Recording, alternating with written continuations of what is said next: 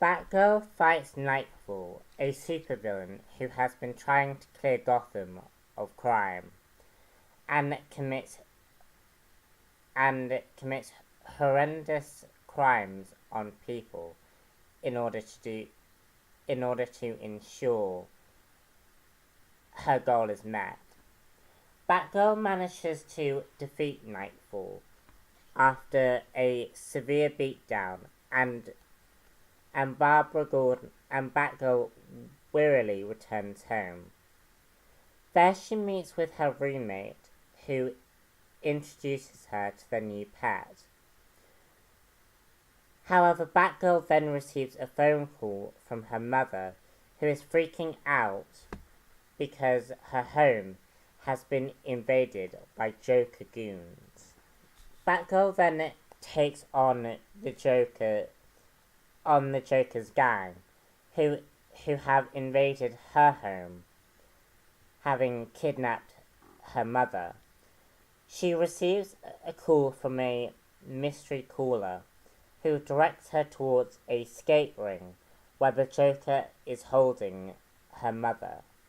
Batgirl prepares herself to kill the Joker and to end his life.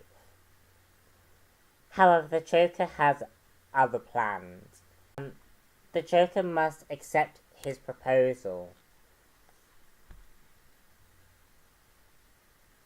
or Batgirl's mother will die. Batgirl also learns that the Joker isn't the one that's calling her.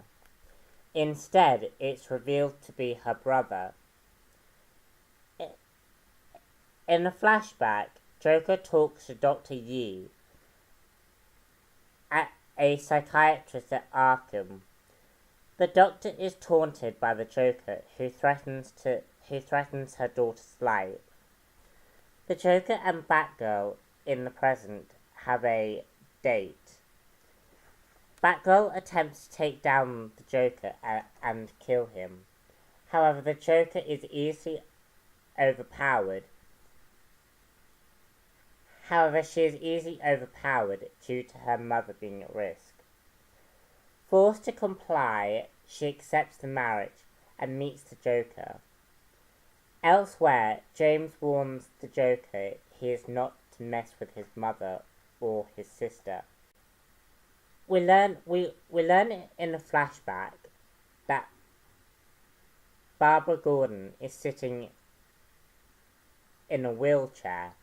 This is shortly after her attack seen in Killing Joke.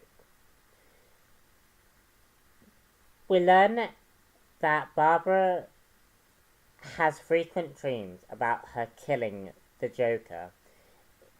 In the present, Barbara as Batgirl is being forced to marry the Joker. Batgirl has other plans and manages to attack Joker and his thugs quite brutally. James Gordon Jr. arrives, however, and tries to orchestrate things to suit his own plans. He ultimately strikes a deal with the Joker, Batgirl, for their mother. He betrays Batgirl, allowing Joker to take her. Batgirl is probably perhaps one of the best tie-ins for this story, because Barbara Gordon is heavily connected to Joker. Like, Joker is the one who paralyzed her. Therefore, Barbara Gordon has a lot more stakes in trying to apprehend the Joker. And the Joker knowing her identity. And again, as I said with Batman Death of a Family, this story is heavily focused on Killing Joke. The first issue to this story, or the first technical issue, of the story. And I don't think this issue needed to be put into the story as an official tie-in. And I say that because whilst the writing and the artwork are great, this issue did not feel like it needed to be there. And I thought, and considering how much it cost me, and cost, I'm sure, a lot of you guys,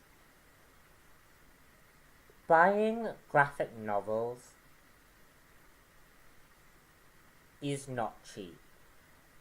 Buying every single tie-in is not cheap.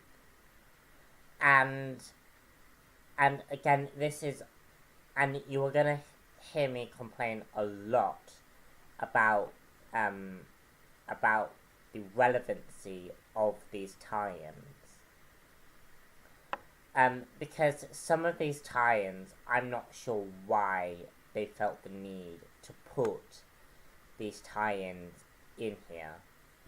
And the Joker parts only really, like, the Joker parts, obviously what I went in, obviously why I bought Batgirl 13 in the first place, only has the Joker for about, only has the Joker parts in until the very, very end. And then I kind of thought, well, I don't know what's happened previously, so I don't know why this is even in here. However, the rest of the book is really, really good. And Gail Simone continues to be a really, really good writer for Batgirl. And it definitely has made me want to pick up the rest of her run on Batgirl. However, the thing is with this tie-in is that it felt disconnected from what was going on with Snyder. I couldn't connect the book with what was happening with Snyder's run. But like I say, the writing that Gail Simone does is perfect. I have no problems with her as a writer. She's just really, really good at writing these characters. And it's really, really nice to also read about a female character from a female perspective. I think Gail Simone captures Batgirl as a feminine character. And she isn't over-sexualized. She's actually probably more sexy because she's a normal human being. Like, she's sexy in the sense that you can really relate to this character. Let's talk about Batgirl now, because I've talked a lot about Gail Simone's writing. Batgirl has the desire to kill Joker. And this desire seems to be embedded from the fact that the Joker paralyzed her. And Batgirl takes it really, really personally. I thought that was very, very interesting because this is on a personal scale to her. There's a lot of talk about the trauma that Joker inflicted on her. And the Joker is a twisted parallel from that. The Joker wants Batgirl's hand in marriage, and this really, really plays on Batgirl's mind. Because the Joker is the person that essentially nearly destroyed her life. And I love and I love that, I loved seeing that with, with Batgirl. I loved seeing this damage that the Joker inflicted on her. Also, James Gordon Jr. is a really sadistic character. James Gordon Jr. was probably perhaps another favourite character in this event for me. He was just really, really sadistic, and he is playing a long game with Batgirl. And he's playing on the fact that he knows her identity. He knows her because he's family, and that there's something really twisted about that fact. My only complaint with Batgirl, whilst I really, really enjoyed the story, was the fact that the whole marriage, the whole marriage plotline that the Joker did, sort of became pointless towards the end. And I also thought, Batgirl's desire to kill the Joker didn't pan out. And I think it was very, very obvious from the get-go that Batgirl was going to fail. I was kind of a bit iffy on that. I kind of didn't like the fact that the ending was a bit weak. All in all, I did really, really like this story.